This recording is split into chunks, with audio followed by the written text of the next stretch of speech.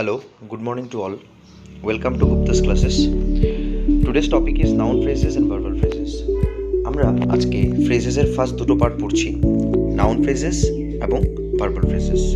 আরও তিনটে পার্ট আছে, এটা আমি নেক্সট ভিডিওতে আপডেট দিচ্ছি। ফার্স্ট আমরা জানি যে নাউন এবং ভার্বাল ফ্রেজেস সম্পর্কে আমাদের কী ধারণা রয়েছে, ইজি ওয়েতে সেটাকে বোঝার চেষ্টা করি।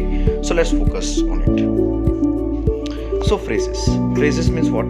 It is a phrase is one or more words in a sentence that does not contain a subject and a verb. মানে ফ্রেজেস হলো এর একটা পার্ট অফ এ সেন্টেন্স যেটার মধ্যে কোনো সাবজেক্ট থাকবে না, যেটার মধ্যে কোনো ভার্ব থাকবে না, ঠিক আছে? মানে একটা সেন্টেন্সের একটা পার্ট আর কি, ঠিক আছে? ম্যাক্সিমাম আমরা দেখতে পাই যে সেটা প্রেডিকেটের পার্টে থাকে, ঠিক আছে? আমরা তো জানি আমরা যদি সেন্টেন্সকে ভাগ করি সাবজেক্ট অ্যান্ড প্রেডিকেটকে পাই, তাহলে ম্যাক্সিমাম আমরা দেখি যে ফ্রেজেসটা প্রেডিকেট পার্টে থাকে, একটা পার্ট অফ এ সেন্টেন্স না থাকবে সেটার মধ্যে কোনো সাবজেক্ট, না থাকবে সেটার মধ্যে কোনো ভার্ব। এক্সাম্পল যদি দেখি, across the river, okay, on the wall, এগুলো আমরা দেখতে পাই, এগুলো সেন্টেন্সের লাস্টে আমরা দেখতে পাই, right? So noun phrases is a phrase that has a noun as its head and performs the same grammatical functions as noun. মানে নাউন ফ্রেজ হলো এমন একটা ফ্রেজ যেটা নাউনের হয়ে কাজ করে এবং মানে নাউনটাই মেইন থাকে আর কি সেন্টেন্সটার মধ্যে। দ্যাটস ওয়াই তো এটাকে নাউন ফ্রেজেস আমরা বলতে পারি। প্লাস নাউনটাকে মডিফাই করা হয়, ঠিক আছে? মডিফায়ার্স করা হয়, ঠিক আছে? আমরা দেখতে পাচ্ছি একটা এক্সাম্পল যেটাকে আমি তুলে ধরলাম তোমাদের সামনে। দেখো, the man in the car, তো বোল্ড লেটারে যেটা লেখা আছে এটাকে আমরা নাউন বলছি। দেখো, নাউনের আগে কি আছে? একটা আর্টিকেল আছে। সো আর্টিকেল এগুলো থাকলে তখন তাকে আমরা মডিফায়ার্স বলি, ঠিক আছে? তো দ্য ম্যান, ঠিক আছে, রেসপেক্ট বোঝায়, মানে সেখানে একটা রেসপেক্ট বুঝিয়েছে, রাইট? ঠিক আছে? তো দ্য ম্যান ইন্ডিকেট করছে কাকে? সেই নাউনটাকে, ঠিক আছে? তো নাউনের আগে কি আছে? মডিফায়ার্স। তো আমরা যখনই দেখবো যে নাউনের আগে মডিফায়ার্স আছে, ঠিক আছে, তখনই আমরা চোখ বন্ধ করে সেটাকে বলবো যে noun phrases. There is one modifier with the subject which is the, ঠিক আছে? তো মডিফায়ার্স থাকলে তখন তাকে আমরা কি বলবো? নাউন ফ্রেজেস বলবো। Next, second part of it দেখো ভালো করে, a group of words that does the function of a noun. দেখো, একটা সেন্টেন্সের মধ্যে নাউন না থাকলে ফাংশন হবে না, ঠিক আছে? নাউন না থাকলে কোনো ফাংশনই হবে না। কে করবে ফাংশনটা? অবজেক্ট না থাকলে সেই ফাংশনের যে মানে সেই ফাংশনটা কীভাবে সম্পন্ন হবে? সাবজেক্ট এবং অবজেক্ট ছাড়া সেটা সম্ভব হয় না। তো এখানে কি বলেছে দেখো, a group of words that does the function of a noun. নাউনের ফাংশন হয়ে কাজ করে ইন এ সেন্টেন্স, ঠিক আছে? যেমন একটা এক্সাম্পল আছে এখানে, I enjoyed the experience of the movie. I enjoyed, এখানে আইটা কি? সাবজেক্ট, এনজয়েডটা কি? Helping verb, right? মানে আমরা মেইন ভার্ব বলতে পারি।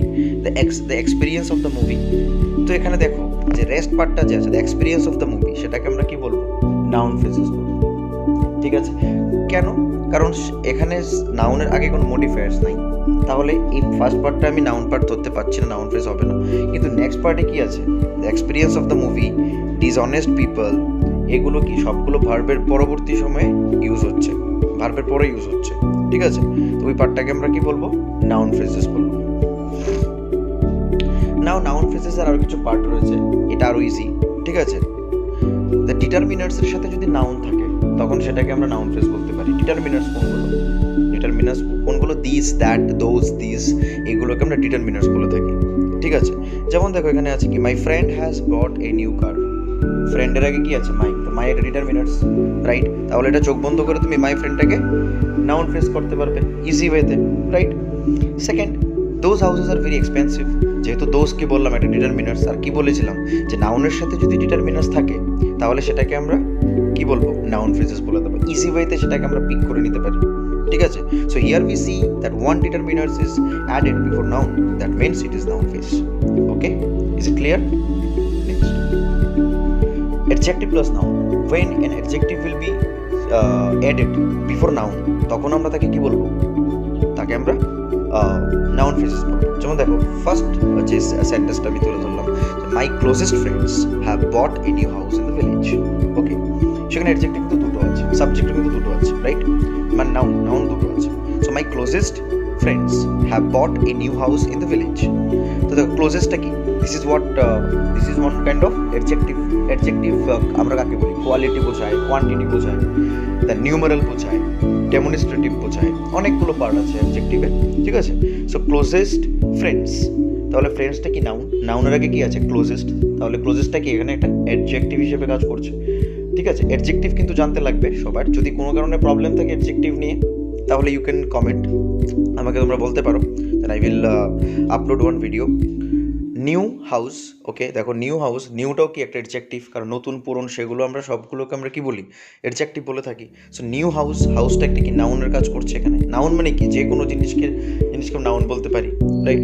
সো হাউসের আগে কি আছে নিউ, নিউটা কি একটা অ্যাডজেক্টিভ, তো সেটা কি হবে noun phrases. So here we see the word closest and new added with noun, and these two words considered adjectives. Exactly, কারণ দুটো নাউনের আগে কি রয়েছে অ্যাডজেক্টিভ রয়েছে, আর অ্যাডজেক্টিভের সাথে যদি নাউন থাকে একসাথে তাহলে তাকে আমরা কি বলছি, তাকে আমরা বলছি নাউন ফ্রেজেস। ওকে, সো এটা হলো নাউন ফ্রেজেসের পার্ট। তো নেক্সট আমরা পড়ছি ভার্বাল ফ্রেজেস। ভার্ব ফ্রেজেস কাকে বলি দেখো, let's see. The verb phrases means what? A verb phrase is a combination of an action verb and a helping verb. So তোমার action verb, helping verb, verb 1, verb 2, verb 3 সেন্টেন্সের মধ্যে থাকে আমরা জানি, ঠিক আছে। So if a verb phrases is a combination of an action verb and a helping verb, which also called verb phrases. যখন কোনো একটা সেন্টেন্সের মধ্যে action verb থাকবে, helping verb থাকবে, তখন আমরা তাকে verb phrases বলতে পারি। So let's see. Action verbs কোনগুলোকে বলে, অ্যাকশন ভার্বস কোনগুলোকে হচ্ছে go, come, touch, eat, slap, kiss, learn, study etcetera, ঠিক আছে, তোমরা নোটও করে নিতে পারো। আর হেল্পিং ভার্ব কোনগুলো, যে ভার্বগুলো হেল্প করে সেন্টেন্সটাকে মেড করতে, যেমন ধরো অক্সিলারি ভার্ব আছে, টু বি ভার্ব আছে, ঠিক আছে, মডেল ভার্বস আছে। তাহলে অক্সিলারি ভার্ব কোনগুলো আমরা দেখছি এখন নেক্সট পেজে, টু বি ভার্বস কোনগুলো আছে দেখছি, বা মডেলস কোনগুলো আছে দেখছি, দেখো নেক্সট পেজে দেখো মডেলস। মডেলস কি can, could, shall, should, will, would, may, might, ought, ought, might, dare, need, ওটও আছে, OUGST আমি লিখিনি এখানে। সো মডেলস ভার্বগুলোকে এগুলোকে বলা হয়। তাহলে এটাও আমরা একটা সেন্টেন্সের মধ্যে ইউজ করি। Plus auxiliary verbs, auxiliary verbs আমরা ইউজ করি, ঠিক আছে, যেমন am, is, are, was, were, is, being, এগুলো আর, বিং, ওয়াজ, বিং, এগুলো সব কি এটা auxiliary verb. To have, to be verb কোনগুলো, এখানে বলছে হ্যাজ, হ্যাভ, হেড, এগুলোকে আমরা আবার টু বি ভার্বও বলতে পারি বা মডেলসও বলতে পারি, ঠিক আছে। তো এই তিনটে জিনিস তোমাদের জানতে লাগবে, যে কোনো সেন্টেন্সটার মধ্যে যদি modals, auxiliary verb, helping verb এবং অ্যাকশন ভার্ব একসাথে থাকে তখন তাকে আমরা ভার্ব ফ্রেজেস বলতে পারি বা ভার্বাল ফ্রেজেস বলতে পারি। এক্সাম্পল দিচ্ছি দেখো, note verbal phrases that you can see that sometimes a verb phrases has three verbs. কোনো সময় অনেক সময় একটা সেন্টেন্সে তিনটে ভার্বও থাকে, দুটো ভার্বও থাকে, ঠিক আছে। সো ওয়ান ইজ অ্যাকশন, একটা অ্যাকশন বা মেইন ভার্ব হিসেবে কাজ করছে, একটা হেল্পিং ভার্ব হিসেবে কাজ করছে, more than one or two. Example দেখো, my mother has cooked food, হ্যাজটা কি এটা একটা ভার্ব, কুকটা কি এটা একটা ভার্ব, একটা হেল্পিং ভার্ব, একটা অক্সিলারি ভার্ব, রাইট। মডেল ভার্বসও বলতে পারি, ঠিক আছে। সো হ্যাজ কুকড, বোথ আর ভার্ব পুটেড ইচ আদার, মানে দুটো একসাথে বসেছে, রাইট। তখন তাকে আমরা কি বলছি, তখন তাকে আমরা ভার্বাল ফ্রেজেস বলছি। Is it clear, easy? আমি আবার বলছি দেখো, my mother has cooked food, হ্যাজটা কি একটা মডেলস ধরি বা হেল্পিং ভার্ব, রাইট, প্লাস কুকটা কি এটা অক্সিলারি ভার্ব ধরছি, ঠিক আছে। তাহলে এই দুটো ভার্ব একসাথে বসেছে, মানে একটা সেন্টেন্সে দুটো ভার্ব একসাথে বসেছে, তখন তাকে আমরা কি বলছি, ভার্বাল ফ্রেজেস বলছি। তাহলে একটা সেন্টেন্সের মধ্যে যখন অ্যাকশন ভার্ব বা হেল্পিং ভার্ব এগুলো একসাথে থাকবে তখন তাকে আমরা অবভিয়াসলি তাকে আমরা ভার্বাল ফ্রেজেস বলতে পারি easily. Okay, next.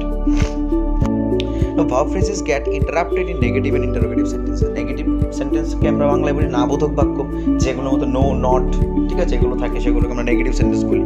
R interrogative sentences means what, যেগুলো কোশ্চেন মার্ক থাকে, কোশ্চেন ট্যাগ থাকে, it can be a WH word or it can be a non WH word also, ঠিক আছে, সেগুলোকে আমরা ইন্টারোগেটিভ সেন্টেন্সেস বলে থাকি।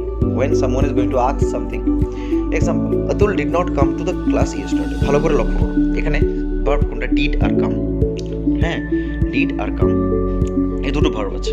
তাহলে এটা ফ্রেজেস হওয়ার কথা, মানে ভার্বাল ফ্রেজেস হওয়ার কথা, বাট মিডলে কি আছে দেখো, নট। তো আমি কি বলেছিলাম, নেগেটিভ জিনিসকে ইন্টারাপ্ট করে না, চোখ বন্ধ করে নটটাকে মুছে দেবে।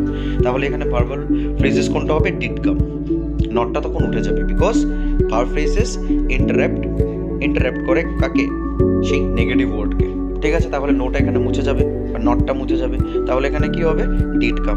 সেকেন্ড অপশন দেখো, ডু ইউ মেডিটেট ডেইলি, আমি কি বলেছিলাম, ডু, ডিড, ডান এগুলো দিয়ে যখন কোশ্চেন করি তখন তাকে আমরা ইন্টারোগেটিভ সেন্টেন্স বলতে পারি, রাইট, যেটাকে আমরা নন WH ওয়ার্ডস বলি। So do you meditate daily, so do একটা কি কাজ, মেডিটেট কি এটাও একটা কাজ, রাইট। তাহলে দুটো কাজ আছে, একটা অ্যাকশন একটা হেল্পিং, রাইট। তাহলে এটাকে আমরা ভার্বাল ফ্রেজেস বলতে পারি। বাট মিডলে কি আছে? ইউটা কি? এটা সেকেন্ড পার্সন, তো সেটাকে আমরা রিমুভ করে দেবো। ঠিক আছে, সেটাকে আমরা রিমুভ করে দেবো বিকজ ইন্টারোগেটিভ সেন্টেন্সেও ইন্টারাপ্ট হয়। ঠিক আছে, ভার্বাল ফ্রেজ। তাহলে যদি কোনো ভার্বের মধ্যে, দুটো ভার্বের মধ্যে যদি কোনো ধরনের আমরা নেগেটিভ ওয়ার্ড দেখতে পাই বা কোনো ধরনের পার্টিকুলার পার্সন দেখতে পাই, সেটাকে আমরা রিমুভ করে বাকিটা লিখবো। তাহলে সেকেন্ড অপশানে আমরা দেখতে পাচ্ছি যে ডু ইউ মেডিটেট ডেইলি, তাহলে এটার ইন্টারোগেটিভ সেন্টেন্স ইউটা উঠে যাবে, তাহলে দুটো ভার্ব একসাথে বসবে, তাহলে ডু মেডিটেট। ঠিক আছে, সো এতটুকুই আজকে ডিসকাশন। ঠিক আছে, যদি ভালো লেগে থাকে বা যদি কোনো ধরনের প্রবলেম অ্যারাইজ হয়, please comment me, inbox me, okay, any time. Okay, so next part next ডেতে আপলোড হবে, মানে যে আরও 3টে পার্ট রয়েছে। So stay tune, good bye to all of you.